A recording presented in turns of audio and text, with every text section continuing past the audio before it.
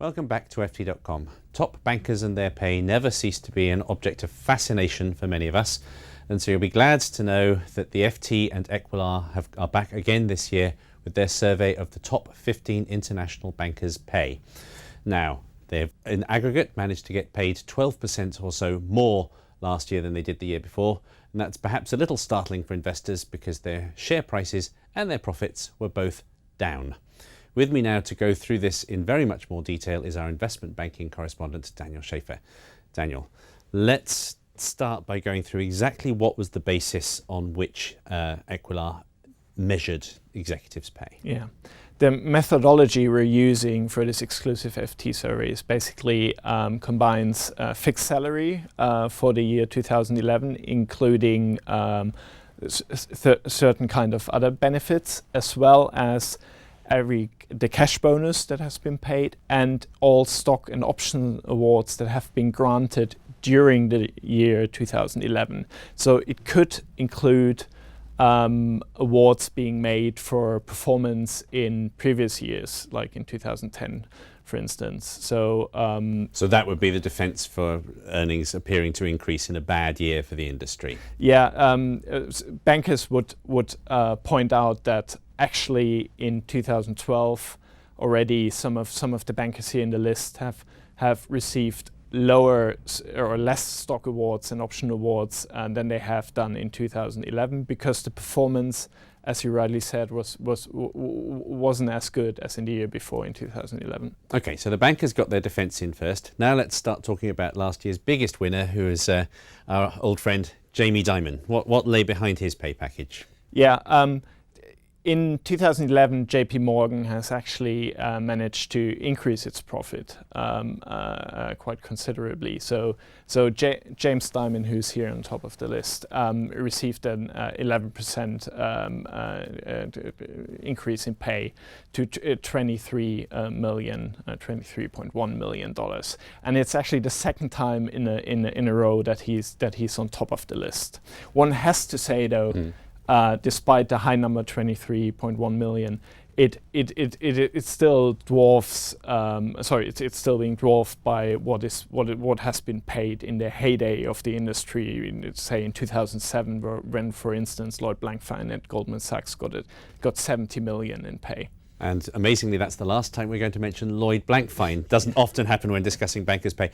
Let's talk about the people who got the biggest increase, and that takes us to Brian Moynihan of Bank of America. Yeah, Brian Moynihan actually got more than 6 times a higher salary in the past year, to almost $7.5 million.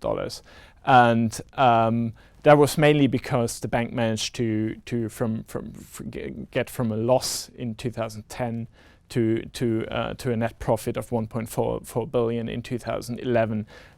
Having said that, the bank is still seen as there's still seen many strategic gaps in the bank. It has still got some work to do because it's still grappling with what happened after it took over Countrywide, the mortgage lender in the US. And the other one that has enjoyed a very big pay rise is Vikram Pandit here in the middle. But then again, total pay in 2010 was $1. Yeah, it was $1. So you could in percentage it would make a ridiculous number. But he received almost 50 million in the past year. And the main reason for that is when he started in 2009, he said, "I'm going to take only $1." Basically, it was because of pressure from lawmakers. He said, "I'm going to only take $1 in pay," until Citigroup, which had to be bailed out with $45 billion by the US taxpayer, until Citigroup will come back to profitability. Okay. Actually, that already happened in 2010, but he only received a pay rise in 2011. That still led to shareholder unrest, however, hasn't it? And that's also true of the next guy we're going to discuss, who's Bob Diamond of Barclays. Yeah, actually, if I quickly have to go back to Vikram Pandit, he was the first the first CEO on this list who faced a shareholder revolt at the AGM. His pay package was rejected by shareholders, and the same happened then here in Europe. Bob Diamond, the CEO of Barclays, who's new here on the list and comes in second immediately. So he jump started to second place with a 20.1 million pay package.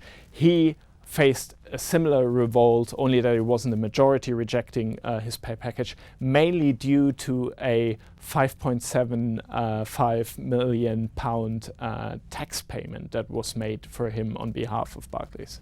Okay, now let's very quickly talk about the biggest loser in this list, if any of these fine men can be called losers. That's Brady Duggan of Credit Suisse. What's happened there? Yeah, Brady Duggan, whom we are seeing here, he actually received the biggest pay cut with 46% in the past year, and it now comes last on the list. He has been criticized massively in 2 or 3 years ago when he received a huge pay package at Credit Suisse. And the Credit Suisse performance in the meantime has suffered. Its share price has underperformed the market last year. And so he pay for performance seemed to have worked in the sense that his pay was almost halved in the past year. Okay, well, thank you very much, Daniel. That will be of some reassurance that there seems to be some pay for performance in the banking sector. If you want to take a look at this interactive graphic a little bit more, you'll find it on ft.com.